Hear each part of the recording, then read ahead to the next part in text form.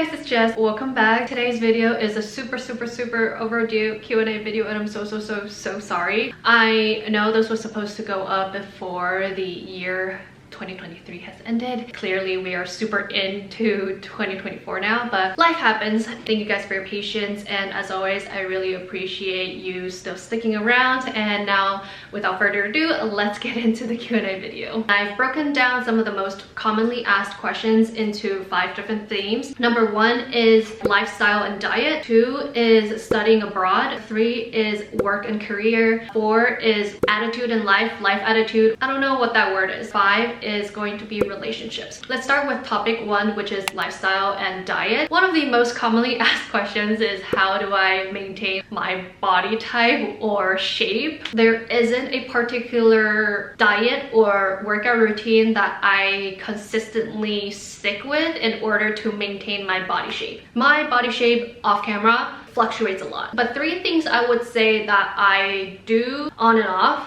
Number 1 is what's it called, a 轻断食. So what I do is this 18+6 dieting method. You eat for only 6 hours a day, and then the rest of the 18 hours you don't eat anything. You only drink water at most. I can only tell you guys and share with you guys what has worked for me and what I've been doing, and that is the 18+6 dieting method. Number 2 is exercising.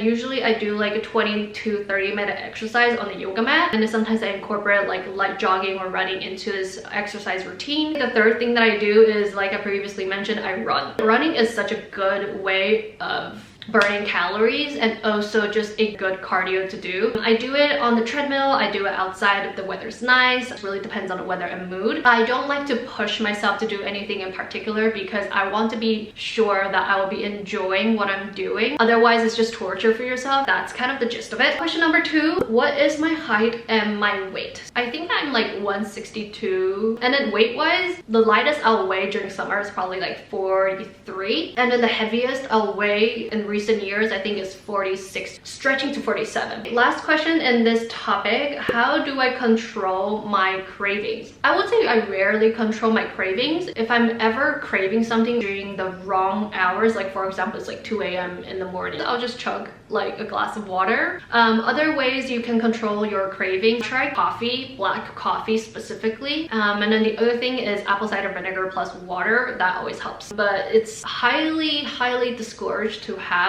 either of those things on an empty stomach because it can actually be really bad for you. So do I recommend it? I don't, but do I still do it? Yes. So take it as you will.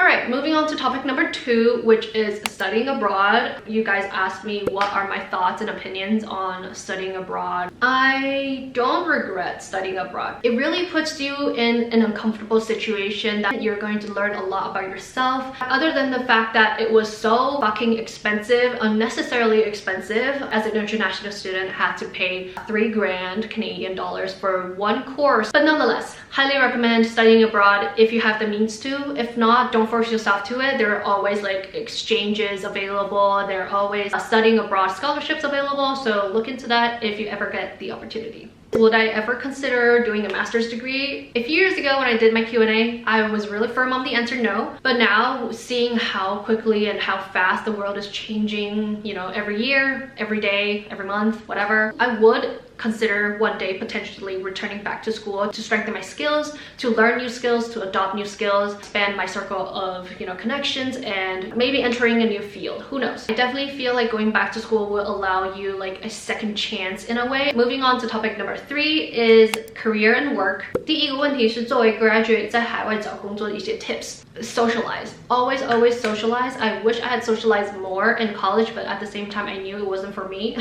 Socialize in the way you best know how. For example, if you're really outgoing, then, you know, go to parties, go socialize with people in person. But if you're more shy and quiet, feel free to try socializing online. Sending LinkedIn requests, chatting people up on there. You don't necessarily have to meet people in person in order to socialize and build that connection now. There's the internet, which is super convenient for anybody who doesn't like to meet a stranger. And then the other thing is try to gain as much work experience if possible, if not gain school experience. So join clubs, participate in like recreational sports, try to find ways to show skills in your resume when you have to start looking for jobs. For example, if you joined recreational sport, you can show your future hiring manager that you are a team player. If you've taken on executive role in like a school club, you can show the hiring manager in the future that you're a leader. 诸如此类的这种技巧跟社交能力都很重要 in my opinion. Of course, if you can do co-op, then do co-op. If you have any internships you can snatch up, definitely do that. I cannot stress how important an internship is in terms of like helping you find and secure a job in the future, particularly with North American internships. A lot of them offer you full-time job after you complete your internship, so that's really, really important. Question number 2, 我有没有被上级 PUA 过? The answer is no. I've only been 画大饼过. And then that leads to the next question actually. 有没有上级领功劳然后下面背锅的情况? The answer is also no. I think I've been fortunate enough where, I've been given the credit for if I do something really well and I would be recognized for that. And yeah, that's all I have to say for that. Question number 4, would I ever consider going back to China or Asia to work? I have actually been thinking a lot about this off camera. I have been really considering going back for some time to spend time with family. Because I want to spend time with family, it only makes sense that if I'm also living there, aka working there. 2023 was a year where I lost a few relatives. And again, something I didn't talk about on camera at all, but there were a few relatives that I was really close with, and it hurts a lot seeing that relatives are starting to pass away. And then there were also a few health scares with my immediate family members, which constantly reminds me that I'm very far away from my family, and that if anything's to happen one day I can't be there immediately. This topic gets me a little upset because there was one time I tried to leave work immediately when I had found out a family member had fell very ill, but my work had not let me leave like the country. It pains me a lot to think about like if anything were to happen again similarly in the future. What if something happens and I'm not there? My parents are getting older and I still have a lot of time to build my career, but not a lot of time to spend with my family. So the final question for this topic is, do I have any socializing tips? I think this goes back to socialize the best way you know how. Internet friends are always a thing. I've made friends with influencers by sliding into their DMs. And yeah, I think just keep in mind always to be respectful when you're trying to make new friends, as well as be nice. Topic number 4, which is like my 生活态度 section. Question number 1 is, how do I combat procrastination? How do I force myself to do things that are necessary but things that I don't want to do? I think I posted a vlog with how to not procrastinate before. For me, I do this thing where I brainwash myself with the consequences of something if I don't do them now. For example, if my laundry has been sitting on the floor for a long time now, I will tell myself, hey, if you don't wash your laundry right now, you're going to not have any panties to wear tomorrow.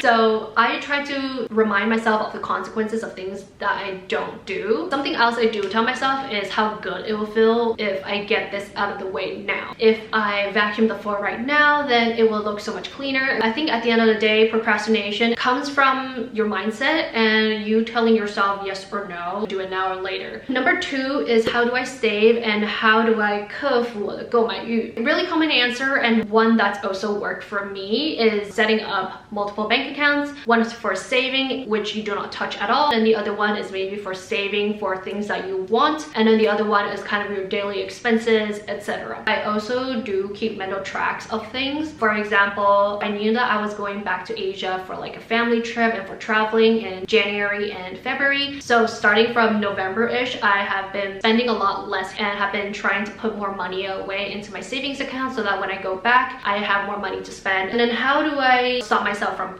buying things? I would like to consider myself someone who's always been very cognizant of what I spend my money on. I just don't like buying things that don't really serve a purpose now. I don't like buying useless things.